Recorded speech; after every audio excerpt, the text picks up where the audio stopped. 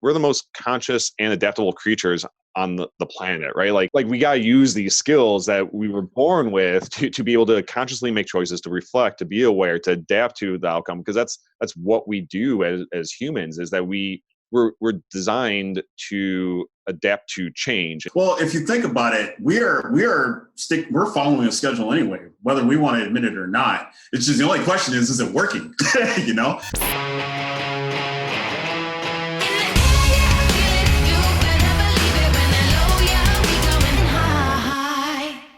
Who are you and what do you do? So I'm a work-life coach and business consultant. Basically, what that means is I help people to identify disruptive patterns and come up with solutions that actually lead to tangible gains. But then in other capacities, it may just be I'm stuck in my career or I'm going through a career transition. Adam, what do I do? And so a lot of time I spend helping people get unstuck. What makes you an expert, or when did you cross that threshold into being an expert? Man, am I ever an expert?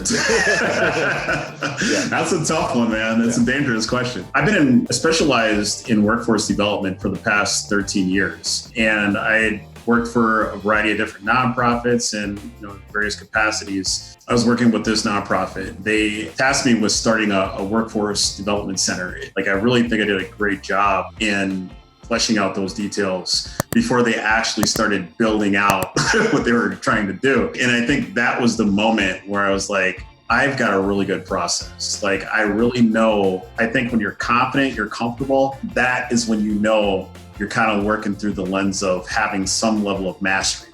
How has the practice of awareness affected your success or impacted your failures over time?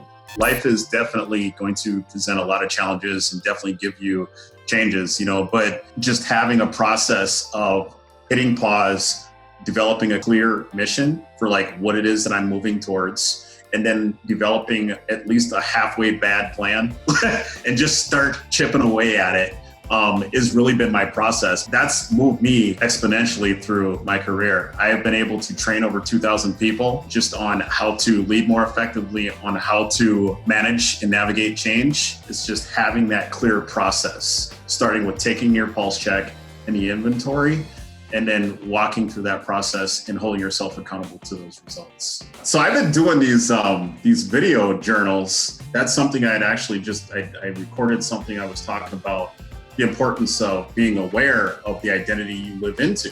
My journey has really been grounded in self-discovery. At the core of my character is really just striving to be authentic. And you got like so many pulls and variables that are just like telling you what to do, who to be, where to go. And it's just like, stop. It's just like, stop. I want that life where I can just go out there and I can perform. Taking time to build in, taking inventory. Like, where am I at right now? And then really getting clear. Our environment plays such a huge role in that. So sometimes our environment helps or forces us to become more aware sooner, right? I don't know what it is, but there's something there that needs to be explored. That skill of awareness or that practice of awareness is so critical. Ultimately, we all need to get to it. Like, we need to make it part of our daily rituals, essentially. Growth doesn't happen by asking the easy stuff. You talk about awareness. Everybody likes the feedback. Oh, you're going to be fine. You'll get there. Yeah, and that's not helpful at all, though. No. But like, how often do you hear you're not okay? If you keep doing this is what's going to happen. And here is the evidence. Look at your life. If you really are serious about mastery of craft, if it's about really business launch and doing it in a way that it's going to last business viability, right? Start making those small pivots personally, professionally. That's what this whole life to me is about. And I think like if you could just ramp up the mindset of curiosity and kind of dial back the feeding into the resistance of fear and not taking those actions, I think you will find yourself in a better place. Sometimes I think we put too much pressure on ourselves in the sense that we need to have a win at every single step. And if you treat it more like a process, or that it's a learning experience, or that these are hypotheses that we're testing of the plan, it takes a little bit of that pressure off, going, okay, like, I know the general vision of where we're going, and this is the general direction. And so there's going to be bumps in the road, there's going to be failures, there's going to be like twists and turns. And we don't have to have a win at every single step. We just have to keep making progress one step at a time, because even the tangible result might change, but you're still headed in some direction that might be driven by your vision or your values. Even with like COVID, just the different types of like perspectives people have with all that's going on. And I'm not trying to like lessen it or diminish what's happening. But at the same time, I find that those that were very comfortable with challenging status quo and shaking things up a bit and doing things to think outside the box are thriving. And those that just kind of wanted to preserve the status quo and not necessarily to say shake things up, but to be more open to doing things differently are really struggling. It's not a linear approach to success. I think like if you can embrace the fact that your journey is going to be a bit chaotic, that it's okay to do things a little less regimented. And then going as far back as like, not to completely belittle things that are good or bad, but so much of it is mindset. And they've shown through studies that we compare everything to the most recent experiences. Like everything we do is relative. So if you think you're in a bad situation, it's only relative to something else or to like how you're viewing it. So whether you're winning or losing or getting ahead or being pulled back, like it's all mindset and what you do next, because there's always going to be something better, there's going to be something worse, there's going to be someone doing something better, like something worse. And it's just essentially it's just that extreme ownership of what do I have control over, what am I going to do, like and just keep moving forward. Yeah, we all want to be heard, right? Like that's one of the reasons why we do most of anything, is just to have some sort of connection with other people. But then the challenge is we are the center of our universe. Like it's so hard to think outside of ourselves. Genuinely do something to help someone else is a hard thing to do, because it's still about how we feel about doing that thing, right? So like we may like helping people, but ultimately it's how it makes ourselves feel. So it's really hard to just like help people without, like some sort of reciprocation of how it makes us feel too. It's kind of like a part of my life philosophy framework, but it's effort, energy, and enthusiasm. And what I mean by that is effort is,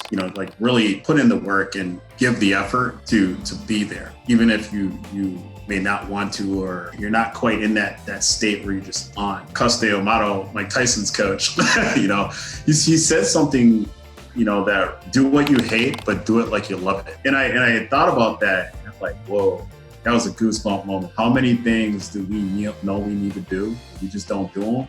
But to change that mindset and go at it and do it like you love it. Sometimes I go into coaching sessions. The reality is it is hard work. It is hard work, but it helps me remind myself, go into that mission. Why are you here? I need to help this person. This person is here. They're confiding in me. They trust me. And my job as their coach right now is to be fully on, fully present, get them. Then I'm like, all right, that's the effort. That's the half the battle. Boom, show up. Second, energy, your enthusiasm. So it's like really look at what is your energy state. And that is essential to performance. If you want to perform, if you want to show up, you want to be at your best, and you fully want to be on it, you truly want to be authentic, you want to be living into that result, you got to definitely get yourself into an energy state that aligns with the result that you want to create. And I think it's whether, exercise, I think is one of the clearest examples of this. Like you don't want to work out, but once you get moving, your energy changes, right? Or like you might not feel happy, but you start smiling, you start thinking happy thoughts, you like the momentum carries you through and starts to move it. The hardest part is usually that first step, like just to get it going. Yeah. And it's something I talk about with some of the clients that I've trained before is, man, can you do a push-up? They're like, yeah, of course I can do a push-up. Okay, I want you for this whole week, 1 push-up. What if I want to do 2 push-ups? You can do 2 push-ups. I'm asking you to do 1 push-up, and I want you to do that for the rest of the week. Check in with me on Sunday, right? And it's funny because, like you said, all you got to do is you just got to get to the show. And once you start moving, it's kind of like the brain said, the mind is kind of like, oh, okay, I guess we're doing this push-up now. And then you do 2 push-ups, and then you realize now the blood is going, and you're just like, okay, I could probably do like another 20, 30 push-ups. I'm already here. And the crazy part about it, and this is that process of growth, don't even worry about growth acceleration and all that stuff and optimization until you've actually created a good foundation of habits. You don't have to have a win at every step, but if you set the goals right and properly and realistic, you can have wins at every step. It's not that we're setting unrealistic goals. We're not breaking those goals down properly into realistic steps, right? So it's like, people come in like, I want to be a business owner. I want to make $1 million in the first year. It's like, okay, well, maybe not the first year. So like we can change the timing of that, start to create a plan, because ultimately it could lead to that down the road. So maybe the timing was unrealistic, right? The idea of it is we can get there. We just need to be more realistic about what we can do in, a month, in a week, in a day, in an hour, and out from there. This is something I see a lot with managers. I think a lot of times we can fall into this performance-focused mindset and results-focused mindset and completely forget about or completely ignore care for process. You gotta know how you are getting the result. That's where a lot of people screw up. Yeah, and I think that's so critical and so overlooked, is that the behavior is the building blocks that reach the outcome, right? So, okay, we have the outcome. That's more of like the goal, what we want to get to. But now, in order to get there, it's all about what we do, right? So it's our behaviors, what's our process, what are our habits? And then what I like about that is if we focus on the behaviors, the outcome could change. We could far exceed it. Or we might realize, hey, you know what?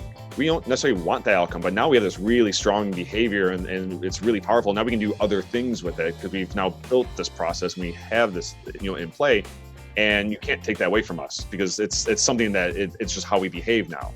We may not have reached the desired outcome, but now we have this great foundation laid where it's like, we at least know if we want to go give it a second or a third go, we know even more. We know better now. This is what we're going to do. And this is something we focus on with our clients all the time too, is so often they come to us and they're like, we want this outcome, or we want to work on this thing, whether it's like social media or email. And we're like, okay, there's no foundation here, right? So we have to take a step back.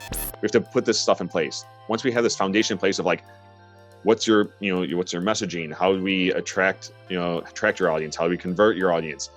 Those other things might change. Like you might not want or need social media. You might just need paid advertising or whatever it is, but it's like, let's get this foundation in place. And so many people want to just skip to those next levels, or maybe they're not even aware of it and they just need someone, whether it's an expert or even themselves, to take a pause and go, what are we actually trying to achieve?